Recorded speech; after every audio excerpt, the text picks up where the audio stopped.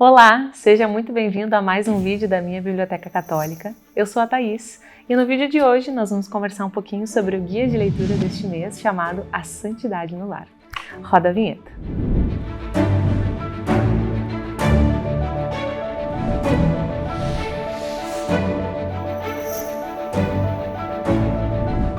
Muito bem, você já deve ter visto qual é o nosso box do mês de outubro. Nós temos um box inteiro dedicado à Sagrada Família e quando nós pensamos em Sagrada Família, automaticamente nós também pensamos nas nossas próprias famílias. A gente olha o exemplo da Sagrada Família, a santidade de Maria, de José, de Jesus e também tem o desejo, de que a nossa família seja um pouco do que é a Sagrada Família. E foi pensando nisso que nós preparamos um guia de leitura um pouco mais voltado para as realidades das nossas famílias particulares. A primeira coisa que você vai encontrar no guia de leitura desse mês é uma seção dedicada a compreender a família enquanto igreja doméstica. Por que é possível que a gente diga que a família, as nossas famílias, a minha família, a sua família, ela pode se transformar em uma igreja doméstica? E a reflexão que o guia faz é muitíssimo interessante porque ele começa nos trazendo a realidade própria da vida conjugal, do ser família,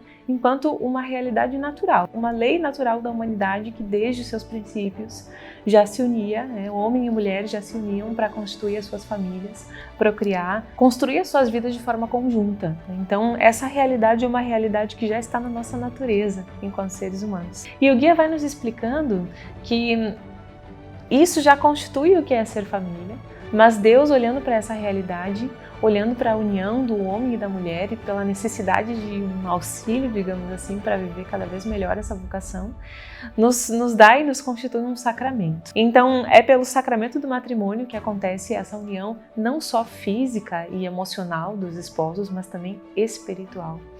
E definitiva, um sim lindíssimo que os esposos se dão no altar para que seja de fato uma escolha definitiva para o resto das vidas. E tudo isso a gente pode enxergar como uma espécie de proteção da família. Porque quando a gente pensa na sociedade, nas nossas nações, como um Estado mesmo, e nessas outras realidades, a gente não pode esquecer que tudo isso, a organização da nossa sociedade, o Estado e todas essas realidades, o governo, todas essas realidades, na verdade, elas estão para proteger o centro de qualquer sociedade, de qualquer tempo, de qualquer época, que é a família. Ela é o centro de qualquer coisa que vai ser realizada pelo ser humano. Sempre começa por ali, E é a partir dela que tudo é criado e tudo protege, Então, o que acontece é, de fato, nessa sessão do guia, e enquanto eu fazia essa leitura, eu justamente pensava nisso, o quanto essa reflexão nos ajuda a ordenar as prioridades, de fato, de uma sociedade, mas também das nossas próprias vidas, Em que a família vem por primeiro, as nossas famílias, as nossas relações familiares, para que depois a gente consiga construir todo o restante. E quando a gente olha para o restante antes de olhar para a família, acontece uma crise que é uma das crises que nós temos vivido hoje, que é essa inversão em que a família sai do centro para que a gente coloque outras coisas no centro. Seja a sociedade, seja a política, seja qualquer outra coisa que move os nossos corações e não o amor pela nossa família. Essa reflexão nos ajuda a entender todas essas coisas, a colocar a família no seu lugar e a entender que a família, ela não é uma invenção humana, ela é de fato um querer divino, porque quando Deus cria Adão e Eva, e a gente lê isso lá no relato de Gênesis, pela alegoria de Gênesis, enfim, e no momento da criação em que Deus cria Adão e Eva, nós podemos ler no livro do Gênesis que eles ali, naquele momento, se uniram e Adão olha para Eva e diz, essa sim é osso dos meus ossos e carne da minha carne. E é por essa união que Deus diz aos dois, crescei e multiplicai-vos, enchei a terra.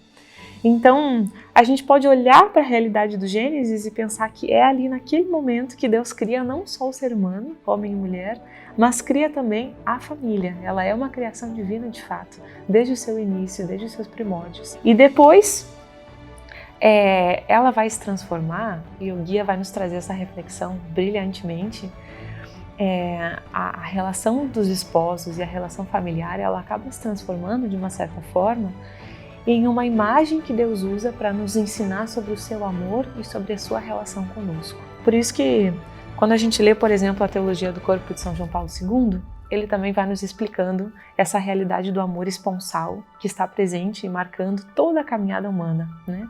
E é algo que nos ensina, por exemplo, a relação de Jesus enquanto esposo e da igreja enquanto esposa. Quando a gente entende essa relação de Jesus com a igreja, uma relação de esposo que se entrega inteiramente pela sua esposa, que é a igreja, a gente consegue entender de fato o que é a relação do matrimônio, o que é a relação conjugal. E toda essa reflexão, dita muito brevemente aqui nesses minutinhos de vídeo, você vai ler com calma, com tranquilidade, lá no nosso guia de leitura nessa primeira sessão, que vai nos ensinar de fato e fazer esse caminho de reflexão para que nós consigamos entender o casamento como um sacramento. E a família não só como uma circunstância humana de sobrevivência e procriação, mas sim como uma verdadeira escola de virtudes, como um verdadeiro lugar onde a gente consegue alcançar a santidade por meio da vida diária, das circunstâncias que vão lapidando o nosso comportamento e o nosso ser para que a gente consiga de fato alcançar virtudes, sermos forjados em virtudes. E é justamente sobre isso que nós vamos ler no capítulo 2. O capítulo 2 do guia vai te trazer um breve resuminho sobre os principais santos casados que nós temos. Então, obviamente, nós vamos começar por São Joaquim e Santa Ana, os pais de Nossa Senhora, e apoiado aí em alguns evangelhos apócrifos e na tradição da igreja, a gente conhece a realidade de vida deles e entende por que eles podem ser chamados de santos, não apenas por terem, obviamente, concebido Nossa Senhora, mas também pela própria vida deles, que foi um exemplo de santidade para nós. E depois você também vai poder ler sobre São Zacarias e Santa Isabel, os pais de São João Batista, uma história também de santidade, de entrega, de obediência a Deus, de confiança em Deus, né? São Zacarias aí com aquele relato que nós podemos ler no Evangelho, né? Quando ele duvida da verdadeira ação de Deus aí para a concepção de São João Batista no ventre de Santa Isabel. E São Zacarias duvida disso e acaba ficando mudo por um tempo e só consegue de fato falar quando ele reconhece e bendiz a Deus, né? E aí dá origem àquele belo canto que a gente pode ler na Sagrada Escritura. E além desses dois casais que nós já conhecemos muito bem, que já fazem parte das nossas devoções, nós também temos outros casais que são exemplos de santidade. Dentre eles, São Basílio e Santa Emília, santos da Capadócia, que foram pais de grandes santos como São Basílio Magno, São Gregório de Nissa e Santa Macrina. Nós também vamos conhecer a vida de Santo Isidoro e da Beata Maria Toríbia, que foram também grandes exemplos aí do século XVII. Também vamos conhecer a vida de São Teosário e Santa Delfina, grandes exemplos de castidade conjugal.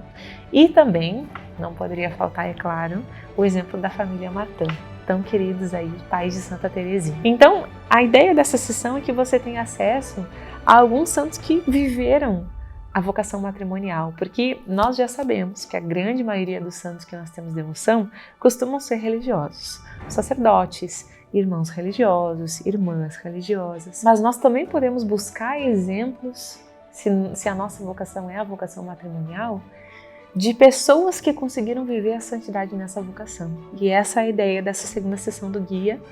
E se você também quiser se aprofundar um pouco mais nesse tema, você pode encontrar lá na nossa loja do assinante, exclusiva para os nossos assinantes anuais, um livro dedicado exclusivamente a isso, que é o livro sobre os santos casados. Então, caso você queira se aprofundar nesse tema, também você tem mais uma dica de leitura. E aí, no terceiro capítulo do nosso guia, nós vamos entender de fato como se dá a santificação do lar.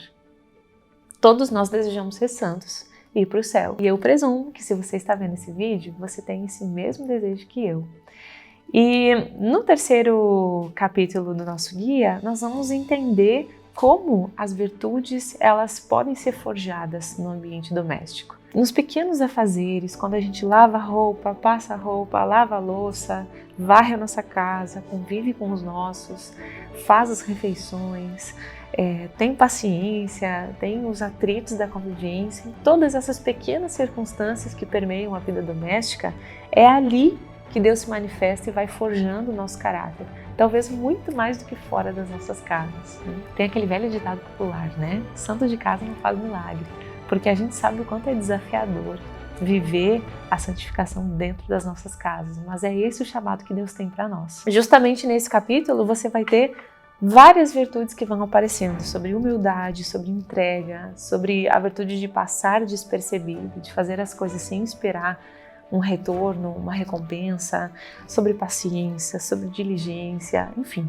É um capítulo que nos ensina, de fato, a aplicar essas virtudes de uma forma muito prática e também vislumbrar, identificar as virtudes que nós já estamos forjando nas nossas casas. No quarto capítulo, não poderia faltar, é claro, uma palavra dos nossos pastores. Então você vai encontrar 3 discursos selecionados e belíssimos. O primeiro do Papa São João Paulo II, para as famílias, depois do Papa Bento XVI e depois, é claro, do Papa Francisco. E aí nós também podemos ler o aconselhamento dos nossos pastores, que nós devemos pensar, viver em relação às nossas famílias. E ao final do nosso guia, você vai ter também uma sessão especial com uma pequena biografia sobre o autor do livro desse mês, do livro principal, que é Ensinamentos da Sagrada Família, escrito pelo padre Júlio Maria Lombardi. E esse padre tem uma história de conversão, de chamado à vocação sacerdotal que é belíssima. Você vai conhecer melhor essa história na narração da sua biografia nessa sessão do guia. Além de algumas histórias inusitadas, de alguns destinos inusitados que o padre Júlio acabou indo, a gente também vai ter a presença dele aqui no Brasil a partir do ano de 1912, com um trabalho muito intenso aqui no Brasil. E além disso, você também vai conhecer uma narração inusitada a respeito da forma como o padre Júlio Maria faleceu. Uma forma de óbito muito comum entre nós. Mas ela é inusitada, especialmente em pessoas que estão em processo de beatificação, por exemplo, porque é de fato uma causa de óbito muito moderna. Então, quando você fizer a leitura da biografia, você vai conhecer esse grande sacerdote do Senhor, que também teve uma vida com alguns pontos bastante peculiares, que nos faz também nos encantar um pouquinho mais pela sua obra, que é belíssima.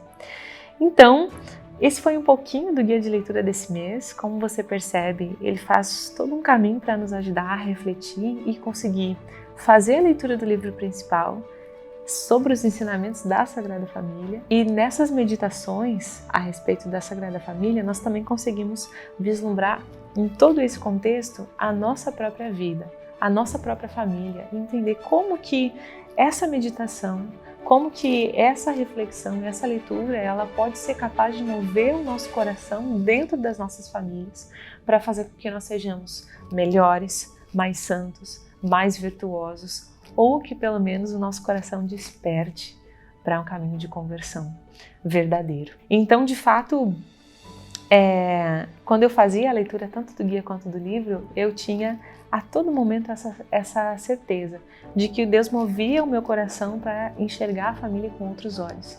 E eu tenho certeza que a partir dessa leitura, isso também pode acontecer com você, de enxergar e de vislumbrar as nossas famílias sempre com esse olhar não só humano, mas também sobrenatural, certo? Espero que você tenha gostado desse vídeo. Não esquece de deixar o teu like, teu comentário, enviar esse vídeo para quem precisa assisti-lo também, e nós te esperamos no próximo vídeo. Até lá!